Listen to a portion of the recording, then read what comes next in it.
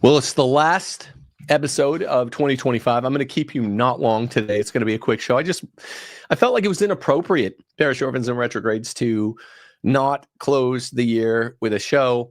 Also, as always, if you want to support this show moving into the new year, become a locals supporter. You know how much I hate begging you guys for money, but $5, $10, $15 a month, and you can be a really, really important part of the support system of Rules for Retrogrades. You know, there's a absolutely unique product we stand for: patriarchy, subsidiarity, Catholic Republic, right-wing community organizing, and re-education.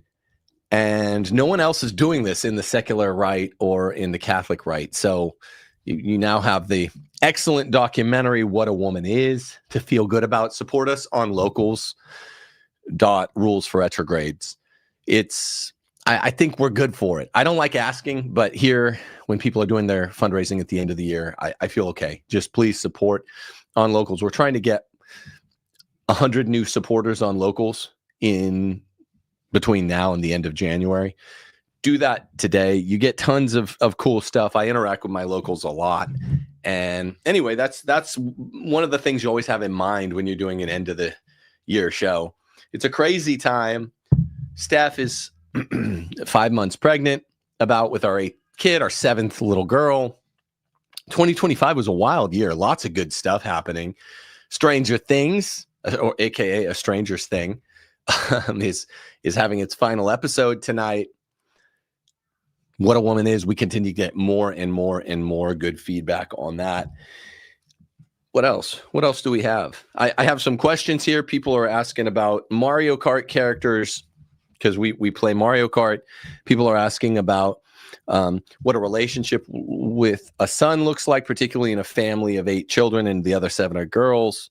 People are asking about remarriage in case of one spouse dying. I said I would not get remarried if Steph died. The question from Karen is, would you remarry? Would she remarry for that leadership and protection? Steph, do you want to answer that? Or I don't know if you're down. Oh no, sorry. I was just trying to get some links up here. What was the question again? Sorry. Would you remarry if I die? Oh, absolutely not. Yeah, no. Yeah, so I've said, because the question was, I mentioned not wanting to marry if Steph dies. I wouldn't. Would she remarry for the leadership protection? No. Do you, mentioned being okay with celibacy. Then, do you believe in young or old Saint Joseph? I don't know. I don't have a strong position on that. I'm willing to listen to biblical scholars. I'm a scholar of enough stuff: 14th Amendment, the original Constitution, Articles of Confederation, Thomism, Aristotelianism. I'm not a biblical scholar guy. I try to learn as much as I can when I can. I'm also kind of a church history buff, but Bible's not my strong suit. So young or old, I couldn't tell you. Thanks for the great year, Timmy. Can't wait to see what God has in store for you and all of us in 2026. Me too. I hope it's a good year. 2025 turned out unexpectedly good in the latter part of the year. What does your relationship with your son versus daughters look like for both you and Steph? When you have a son, this is the Ask Me Anything end of the year extravaganza. When you have a son and 7 daughters, you have to be manning him up at every point along the way. And I'm not like a gruff, yell at him and kick him out and let him forage around in the wilderness in January kind of Spartan father. I'm not a football coach father. I'm more a basketball coach father, and yelling doesn't work. There's more finesse. My one son, Gabriel, is intelligent, really charismatic, smart. He's athletic, but he's really athletic. He's just, he's a sensitive kid. I was a really sensitive kid. Before I grew into my sense of humor in middle school, I was a really sensitive kid. I didn't want to upset anyone, which is funny. People don't believe. But he's similar, but he grew into a sense of humor a little younger. So yeah, I don't do the rough and tumble football coach thing. What we do is usually in January, we go hunting together every day, afternoon hunting, into evening. Spend a lot of one-on-one time that way. He likes to go on errands with me. Half the time, the 6 or 7 girls here are playing with their little friend across the street. There's not a little boy in the neighborhood, and we homeschool, so I'm kind of his one friend. We hunt, We work on basketball together out in the driveway. I check in with him. He's in a phase where he really, really, really loves video games. So I try to check in with him. He loves Luigi's Mansion 2 and 3. So it's just really important to him. He's getting more into basketball. Has always been into that. So we play catch a little every day. Sometimes he'll join his mom and me on walks. The girls, there's 7 of them. Including the one in utero. I have a really sort of unique relationship with each one, but it is still a dad-father relationship. Some of them, sometimes they'll ask to go with me and Gaby hunting, particularly Pip. They're just different. Sometimes Pip will say, "Oh, I'm not trying to be a feminist, but can I come out and shoot hoops with you and Gabe?" And it's like, yeah, of course.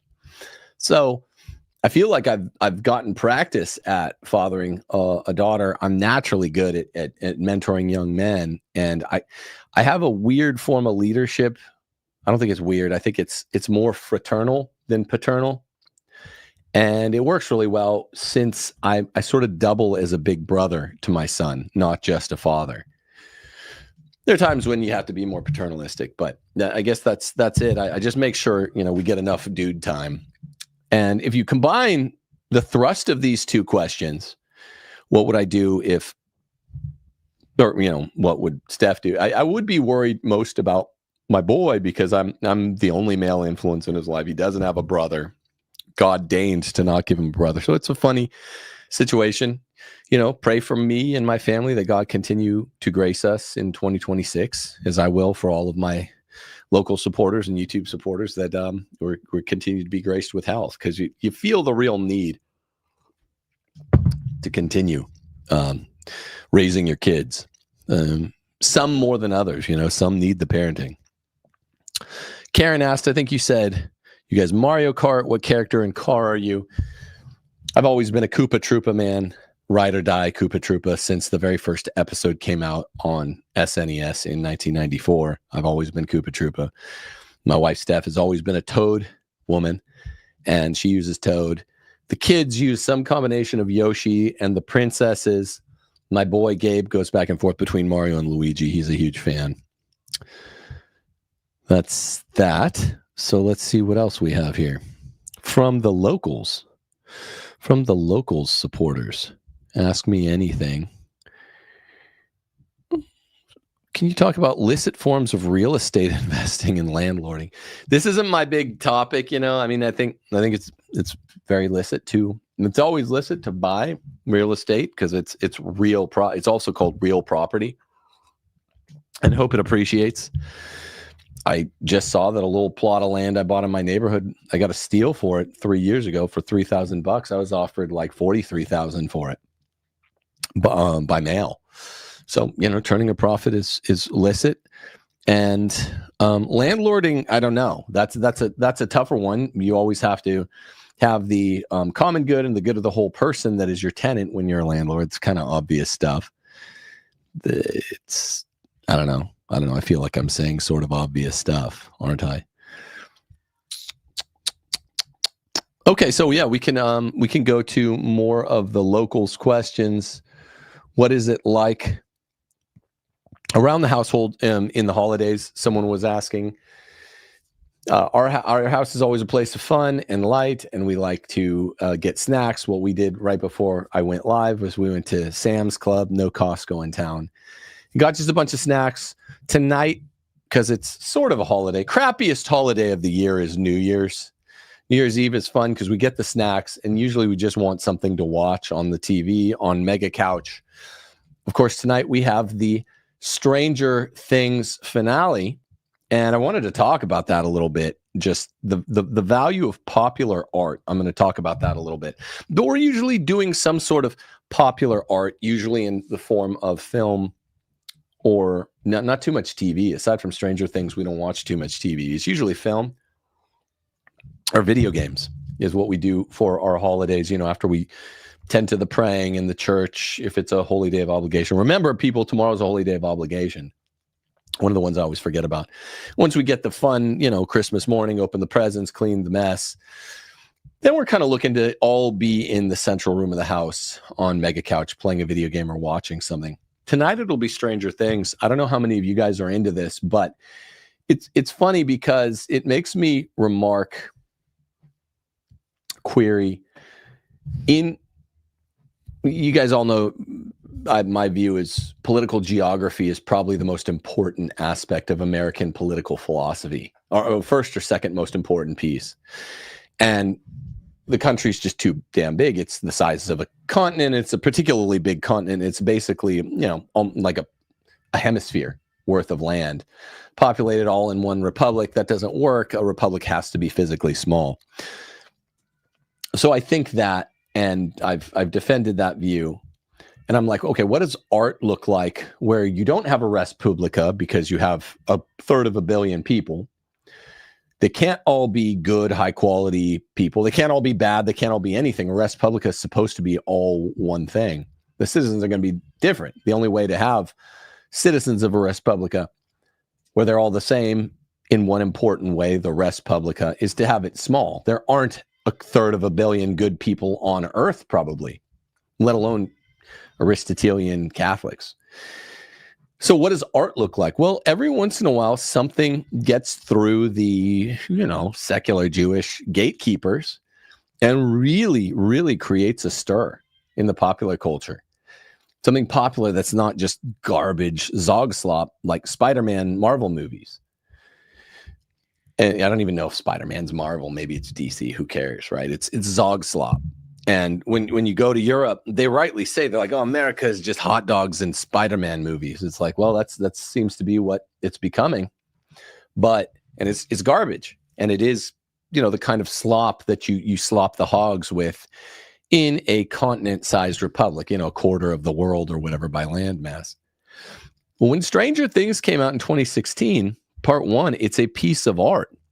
It's beautiful. It's stirring. It's a drama. It's a detective tale. It's a mystery. It's sci-fi. It's about MK Ultra. It's about monsters. It was just, I think Stranger Things 1 is as close to a perfectly done story on screen as I've ever seen. For me, it's between Stranger Things 1 and the remake of 3:10 to Yuma is perfectly done for what it does, or almost perfectly done. Those two on-screen pieces of work are so entertaining, so moving, so funny when they try to be funny, so scary when they try to be scary, so balanced. Not principle of parsimony absolutely observed.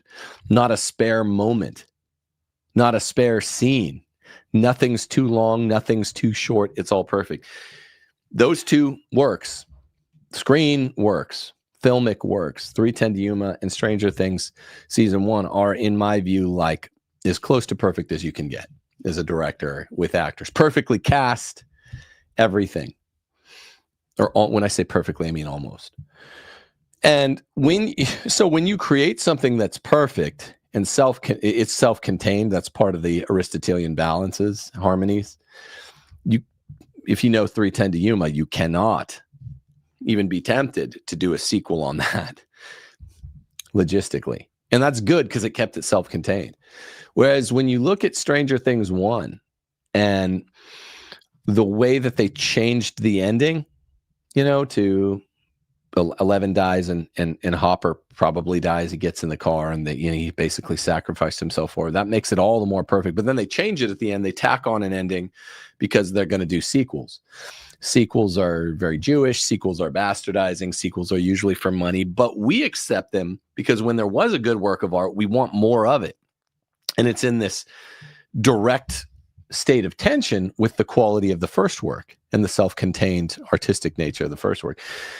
But Stranger Things was also rare insofar as seasons 2, 3, and 4 were really, really good. Still not as good, but in an inverse relationship with season 1. You're doing away with certain of the virtues of 1 just by continuing on and continuing longer. But 1, 2, 3, 4 were all, 2, 3, and 4 were some of the best sequels ever, in my view.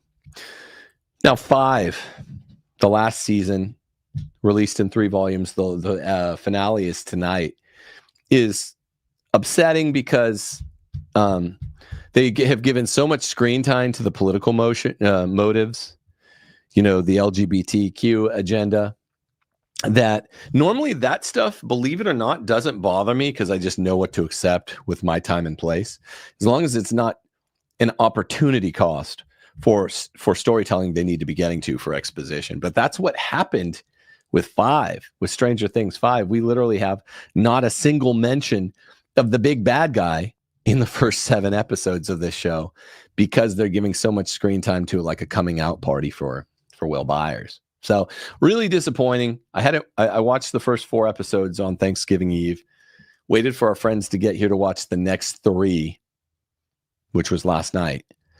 And we're going to watch the finale tonight when it comes out. And it's like I was coping before, and that's not something I usually do. I'm not a big cope artist, but I'm like, because it's such a work of art, 1 and 2, 3, 4 are such strong sequels. Not perfect, no sequel is, but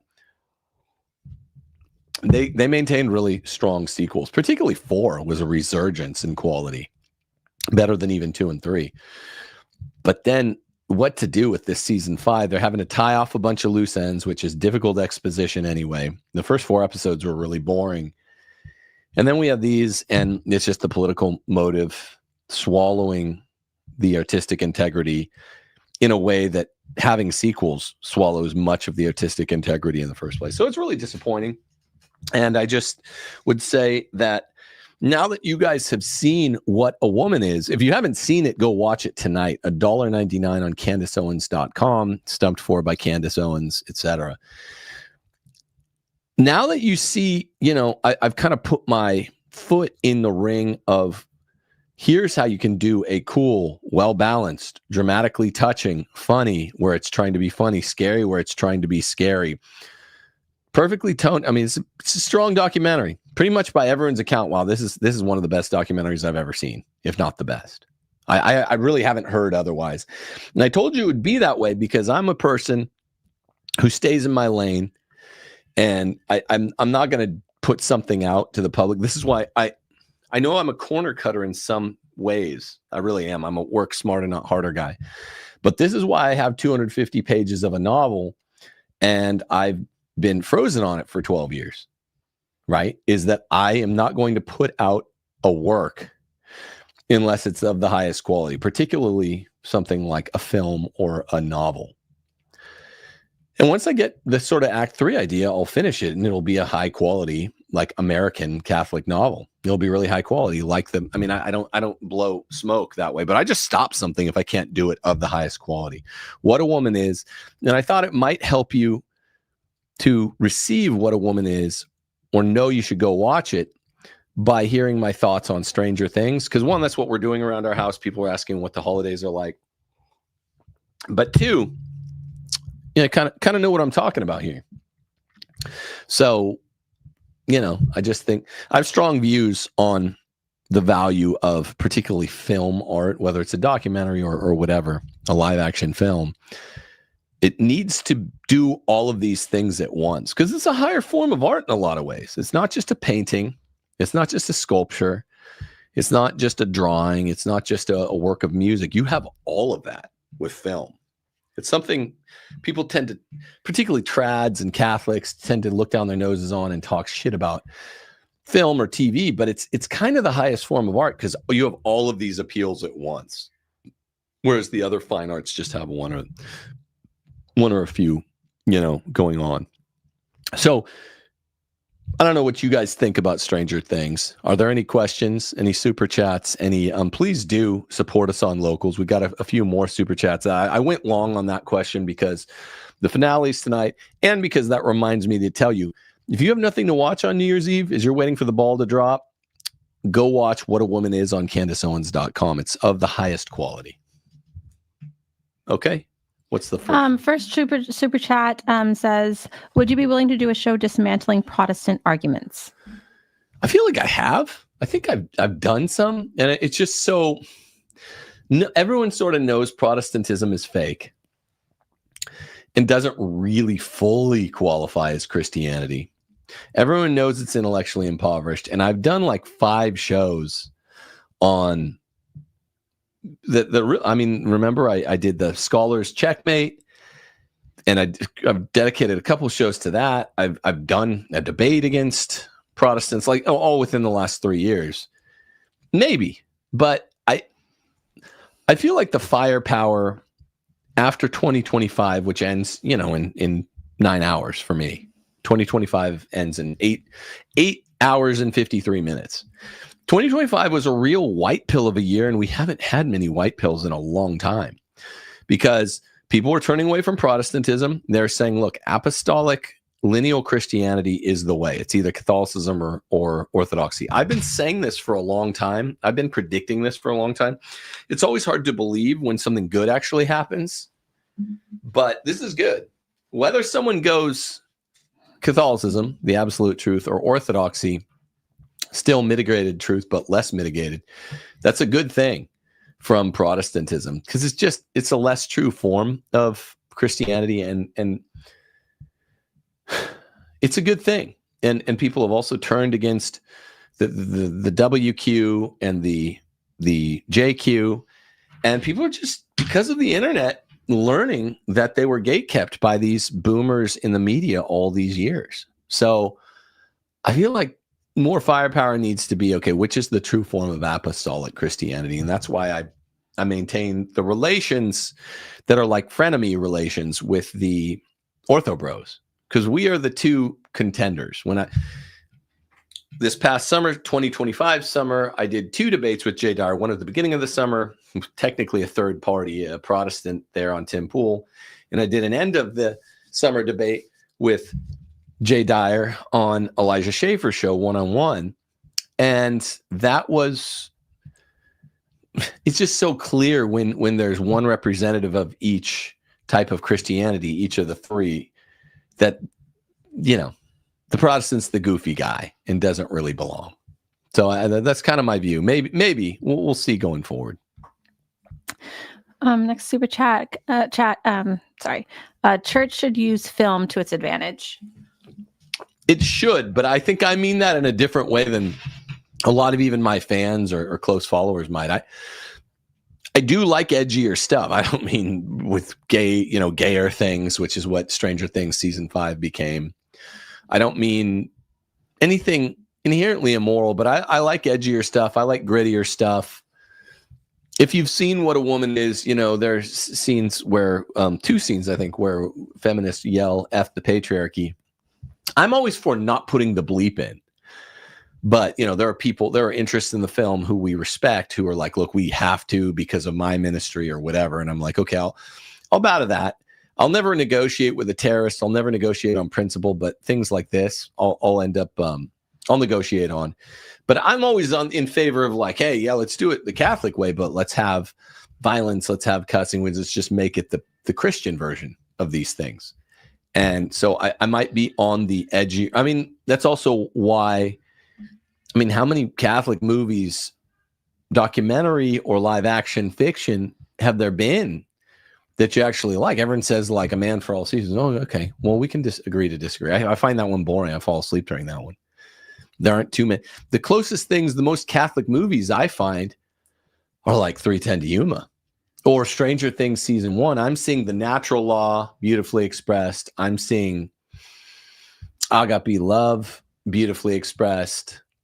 I'm seeing subsidiarity beautifully expressed. I'm seeing natural rights beautifully expressed. I'm seeing virtue ethics and the kingly virtue ethic of friendship beautifully expressed. So to me, that's what makes it Catholic. I don't think it needs to be people doing this throughout the whole film or necessarily even at all, though I do favor having explicit mentions of Christ the King and things like that, but in ways that are different from the way most trad Catholics mean it.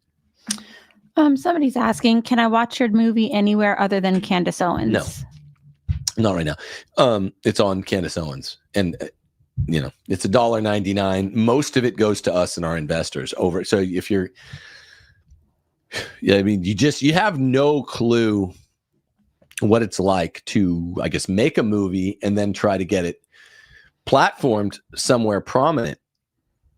And it's really hard. And it took like 1.5 years of my legwork. And no, contractually, to pick nits because you don't like something Candace has said or this or that or what. It's just, it gets really annoying.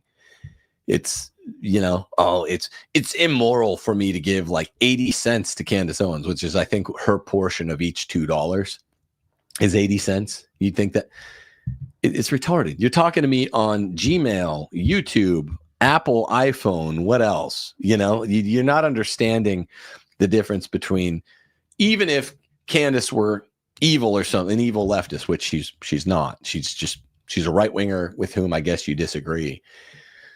Even if she's an evil leftist like Apple or Google, it's remote material cooperation, and therefore you're not responsible for any kind of moral cooperation at all, even with like an evil outfit. If it's only economic, that doesn't count. It's not proximate material cooperation. If you just go to a if you use Google to search and you're helping them in some small economic way by using Google search, you are not party to all of the political causes that Google supports, right? And with Candace, she's a Catholic lady. She's a right winger. You might not like her.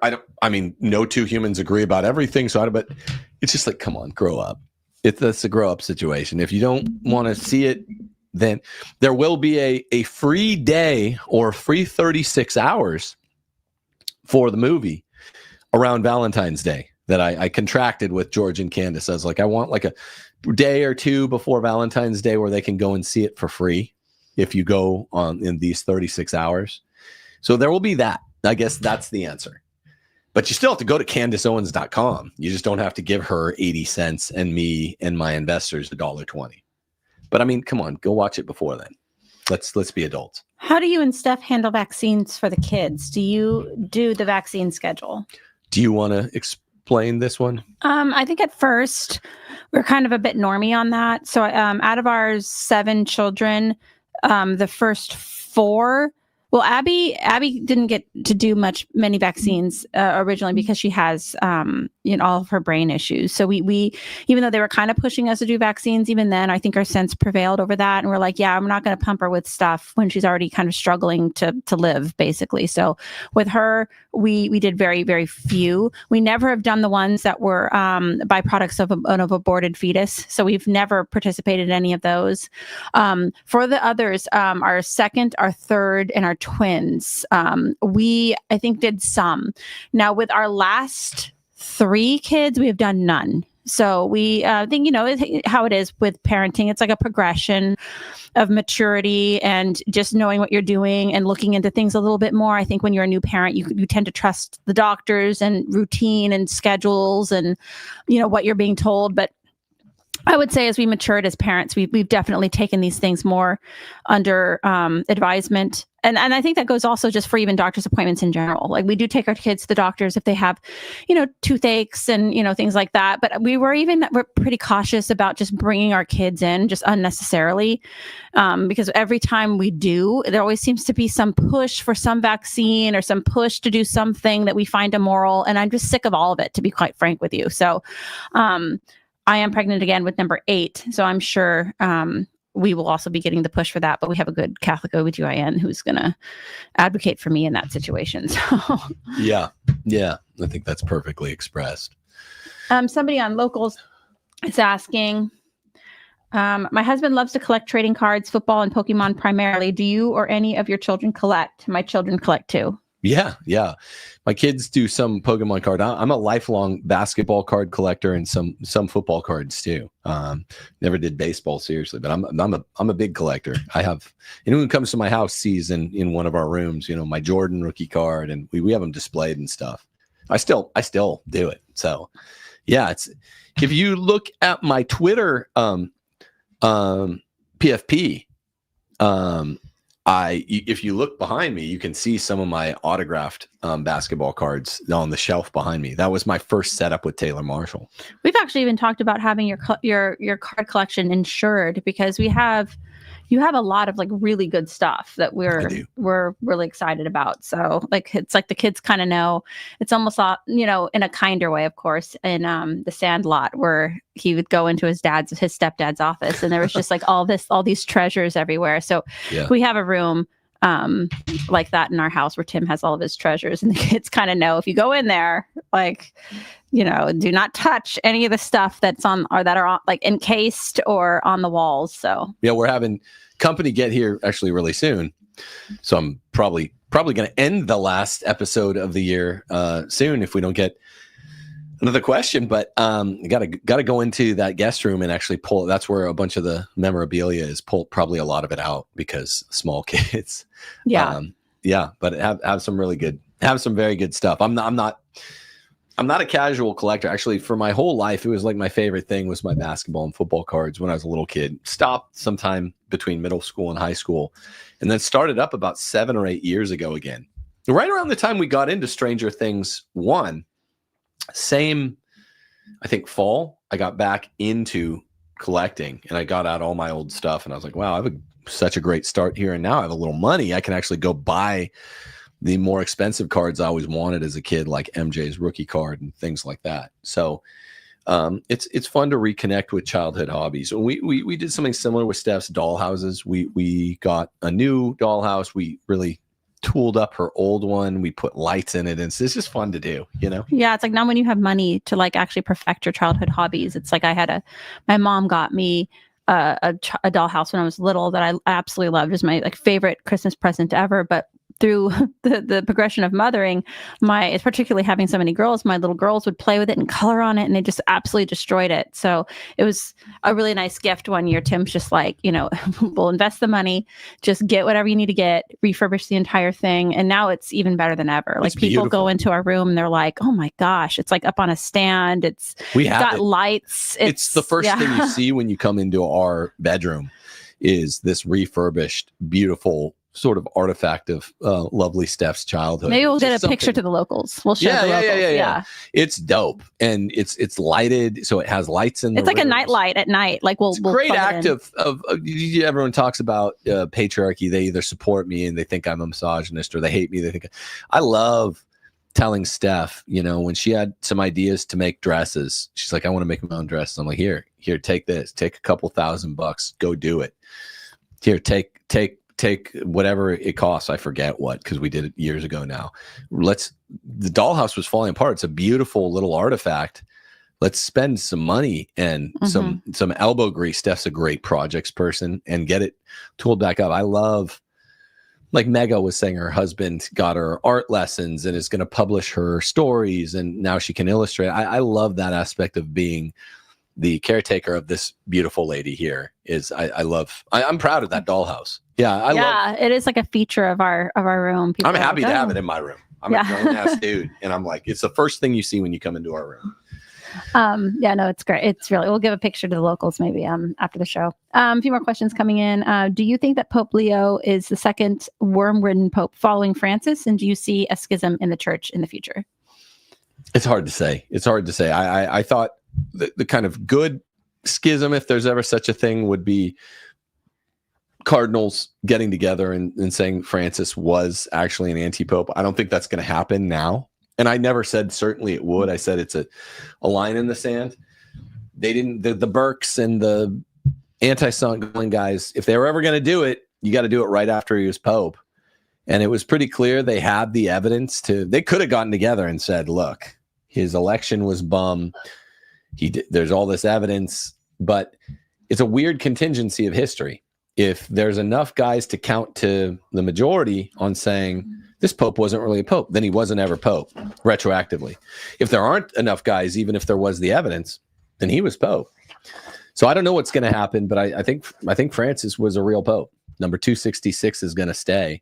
And I think that's bad, because I think they could have, but it's not like that's the difference in contract law between a contract being void of its own force or voidable.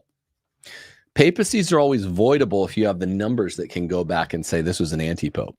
We had the evidence, but we didn't have the personnel to do it, and I don't think it's ever going to happen. Okay, next super chat. Are you down to debate Catholic Ink people? Your Matt Fradd and Trent Horn appearances were legendary. Yeah, thanks. Of course. I mean, every time Lila Rose says, who do you want to see on my show? I'm the main answer. Have Tim Gordon on. People say have Steph on. But of course I would. I'm I was a debate coach, lawyer, philosopher. I mean, arguments are what I do. And there need to be more, but they're kind of in the process of shadow banning me, seeing if I'll survive being shadow banned the way Nick Fuentes was by the secular left and secular normie right. The Catholic left and Catholic normie right is doing that to me. See if my name will survive 8 years of living in the desert. And now they're starting to say with Fuentes, who's a strong analog for me, another Catholic, but he's a strong analog for my kind of project, but in the secular world, even though he's Catholic, he survived it. And now they're saying, okay, he survived it. All young people love Nick Fuentes, high schoolers, not just college kids now. We need to engage with them. They'll start engaging with me if they see that I survived some amount of time in the desert. They're just trying to starve me or thirst me to death. That's what Catholic Inc. is doing now, particularly on the feminism issue. Do you think, or what do you think of D.C. Schindler in his book on modern liberty? Is he an integralist like Deneen or Vimule? Well, he's post-liberal in a way that is misunderstands a lot. I don't know his argument too well, but I've looked at it some, and so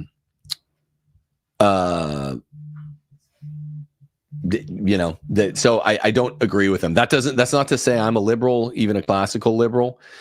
It's to say that there's a position between post-liberalism and classical liberalism, and it's just the right position. It's called Aristotelism, Bellarminianism, and these guys just don't get it. Next super chat. What age did you feel comfortable bringing your babies to mass? Our daughter is 4 months and we're still having her babysitted while we go to mass. I'll say, because I don't know if Tim remembers this, but maybe you do, but we don't have, my babies are like a day old and they're like outside doing things with us, like going to mass, that sort of thing. I'm a pretty firm believer in like people are a bit assuming that the reason is because people are worried about germs and things like that. It's like, I think it's actually, we've had healthcare people in our family, point out the obvious to me when I was a young mother that I didn't know. She's like, actually, it's better for the kids, not necessarily to be getting like super, super sick, but it's actually better for them just to live their lives like normal because it actually helps their immune systems to develop properly so that they're not, getting inundated, at 6 months old by dealing with the world. But we've never restrained ourselves from going places, doing things. Even Abby, after she was born in Italy and she had all her medical issues, we were, as soon as she was released from the hospital, we were taking her around to the Coliseum. We took her to St. Peter's. Yeah, like the day she got out. Yeah, and it's like, I'm thankful that we did that, because Abby is now quite restrained now. Physically, she's in a wheelchair, but like the fact that we could carry her that then, and it was so easy to do. So yeah, I guess we're in the opposite camp. We go with our babies. We don't let our babies or our kids like restrict us unnecessarily from doing just normal things. We shelter them in different ways. We're pretty much always together. They never go to school or anything like that. They're never kind of away from us, but we take them out and do what we want to do whenever we want to do it. We're just always together. Next one, looking to find good Catholic care for toddlers. Yeah. Yeah, I don't know that one. I mean, that's just the mom. The best Catholic care you'll get for toddlers is the mother. So I don't really have. You're never going to get other answers from us. It's just, women belong in the home, and I mean, the family to help lots. But I mean, the family. I don't mean the extended relatives. I mean, mom, older siblings, and the dad should just be around a lot. But you guys aren't in your homes enough. You need to be home. Next. Where do you fall in the sleep training debate? Don't care. We don't do it. We just don't do any of that stuff, honestly. Like we don't do a damn bit of like all of this like kind of trendy stuff. Like honestly, like we fly by this. Talking about it makes me irritated. It's just this is a man's show. We do a lot of I understand like the question because a lot of people are like, oh, this is like a like with raising Catholic families, a lot of people are like interested in like the ins and outs of that, like how it actually works. But it's like for us, it's like we just do what works for our family and what makes sense. Having the conversation is modernism. So, we just, a lot of times, like my babies, we're just falling asleep with the whole family out on mega couch watching stuff. And then other times everyone goes, it's just whatever we feel like at the time. I'm an on-demand feeder for my babies. Like, it's like if a baby cries in the middle of the night, especially when they're newborns, I just assume that they're hungry and I feed them. I know some women are like, oh, they have to be on a schedule and all these other things. It's like, I'm just not that way. It's just like, we just do what works. Our schedules change a lot. We switch modalities quite a bit with our parenting, like what works, what doesn't work. So we try new things all the time. We're not very set in stone with that kind of stuff. And we found that like kind of having the openness and like the flexibility has actually made things calmer around here and like our kids less stressed out. So that's just our 2 cents on that. I think this will probably be the last super chat because you have a call you have to do. Please do become a locals supporter in 2026, monthly supporter. Next, this last one here, looking for guidance. Been watching since the end of TNT, became a Catholic last year, been separated from my wife since August 2023. We have 2 kids under 10. We're trying to move back together under patriarchy. We are trying to move back together under patriarchy. Yeah, definitely make it happen. And there's no other way to exist. It's the only option, just to get back together with your wife. There's really no such thing as divorce. 95% of annulments are fake. So you're probably not one of the ones that could get a real annulment. Even the Roman Rota agrees with me there, and they're pretty liberal. And there's no way that you can like each other except under patriarchy. There's no way. Let me make this really clear. I'll end the new year on this. I really want everyone out there, I'm including myself here, who has a reconciliation to make, especially with your spouse, the most important on earth person for you.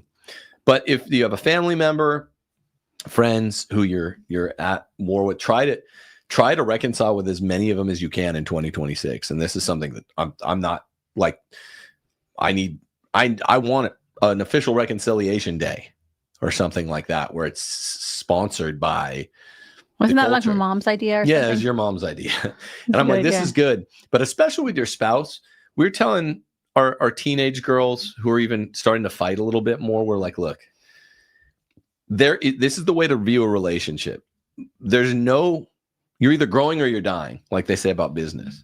If you're not having like a positive day where you're doing little things for each other and you're feeling kind of good, then you're just the stone's throw away from an argument. There is no neutral. And too many people think you can just live in the same house with someone on neutral. You can be neutral to your neighbors. You can't live in the same walls as someone and be neutral.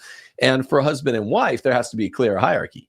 There's no way that you can have power struggles, which you have with every of the 2,000 decisions you make in a day, unless there's a clear chain of command. It's just, the husband gets to decide with you can get a little input if you want, but no resentment for any single decision. And there thus no opportunity for arguing. Then you can just, husband, do little acts of love throughout the whole day for his wife for his husband, her husband. That's the only way you can live with someone. I don't even know how the divorce rate isn't like 99%, because 99% of the dudes I've ever met had a feminist wife. So there's no options here. Patriarchy is inevitable, and it's the only way you're going to survive. It's the only way we're going to survive. God bless you guys. Have a lovely 2025 last night of the year. Watch Stranger Things epilogue if you can. It's going to be interesting if you watch that. Get ready for 2026. Hopefully it's going to be another surprising white pill of a year, the way 2025 looked to be black, and then it turned into a white pill. God, have mercy on you and your families. Please pray for me and my family. And please support this show if you watch regularly, even $5 a month on locals. That's the main way that we go. It's the only way to keep this thing going. Deus Volt.